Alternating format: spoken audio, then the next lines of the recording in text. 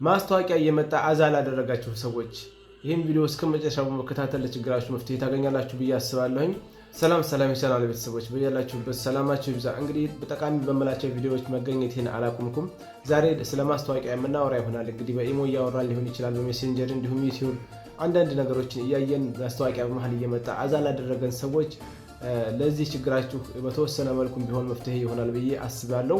ለምሳሌ በሞባይል ሸሪሃ፣ በዘን ሸሪሃ ሊሆን ይችላል፣ በኤስቲሲ ሸሪሃ፣ በየትኛውም ሸሪሃ ቪፒኤን አገናኝታችሁ የምትጠቀሙ ሰዎች ካላችሁ እና ሴቲንጉን ገብታችሁ ብታስተካክሉ ቪፒኤን ሊቆም ይችላል ብቻም ሳይሆን ይቆማል። ምክንያቱም ቪፒኤኖች የሚሰሩት በማስታወቂያዎች ስለሆኑ ማለት ነው።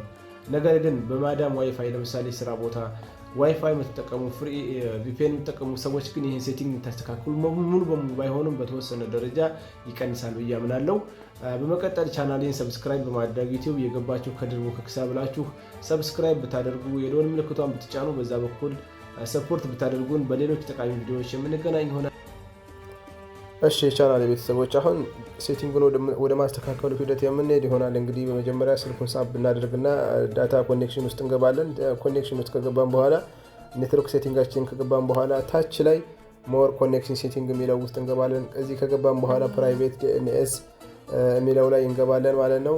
እዚህ ከገባን በኋላ ፕራይቬት ዲኤንኤስ ፕሮቫይደር ሆስት ኔም የሚለውን በምትጫኑት ሰዓት እናንተ ጋር ይሄ ጽሁፍ ካለ ይሄን ጽሁፍ ካለ ሴቭ ነው ዳይሬክትሊ ሴቭ ታደርጋላችሁ። ይሄ ጽሁፍ ከሌለ ግን ዲኤንኤስ በስሞል ሌተር ማለት ነው ዶት ወይም የነጥብ ምልክት ኤዲ ጋርድ ዶት ኮም ብላችሁ ይሄን ካስገባችሁ በኋላ ሴቲንጋችሁ ፕራይቬት ዲኤንኤስ ላይ ካስገባችሁ በኋላ ሴቭ ትሉታላችሁ ማለት ነው። ኦልሬዲ እኔ ግን የቪፒኤን ተጠቃሚ ስለሆንኩኝ ማስታወቂያውን ማስወገድ አልፈልግም፣ ቪፒኤኑ እንዳይቆምብኝ ማለት ነው። ኦፍ ብዬ ነው የምወጣው።